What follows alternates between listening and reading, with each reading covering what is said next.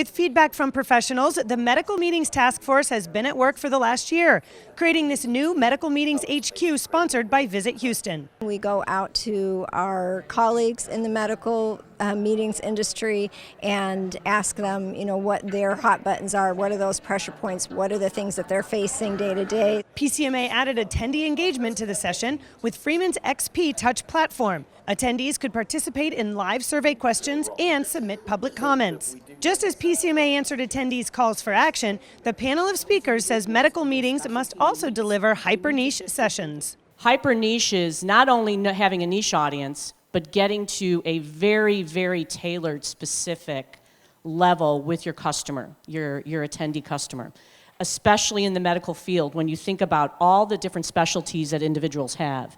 If you are doing a broad brush approach for your medical meetings, and you're having generic topics around that and not focused very specifically on those individuals and those specialty needs, you need to shift your thinking. This also comes to the exhibitors and sponsors.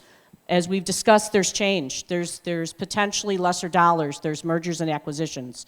So what does that mean? These individuals want to get to the right audience.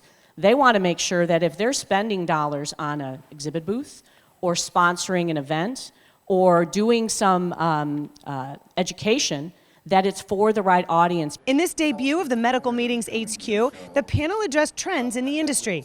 If faced with a decrease in dollars, planners must strike a balance with supporters and sponsors. Our supporters, those that are in our exhibit halls, are definitely leaving that space. There's not as much support as there used to be, and they're really demanding a different kind of interaction in our exhibit halls with our attendees. And we've really tried to work in the emergency medicine space to remake our exhibit hall experience, really creating more smaller, hands-on interactions, more deeper conversations. A number of different companies within our industry are doing it multiple different ways of keeping a commercial space and then a medical information booth separate. Medical information is a big trend, at least within our company, to be able to provide that healthcare professional the type of information that they need beyond what our potential sales colleagues can provide at the exhibit space. Addressing education means delivering a more personalized, interactive experience and more hands-on simulation. You have to really understand what the innovation is that works for your group.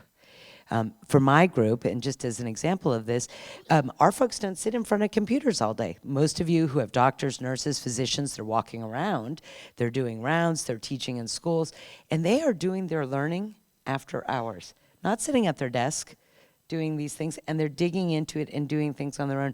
So you have to find the innovation that is going to trigger what works for your people.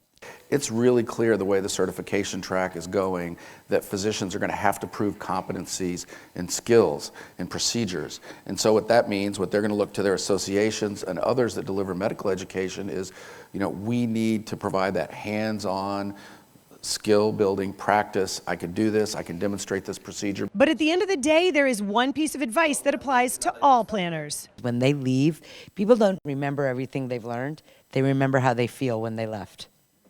They know that they felt smart, they know that they felt energized, they know that they were empowered to go forward. That's what makes your meeting successful. People come back to you because they go, I felt great. For PCMA TV, I'm Carrie Fairnack.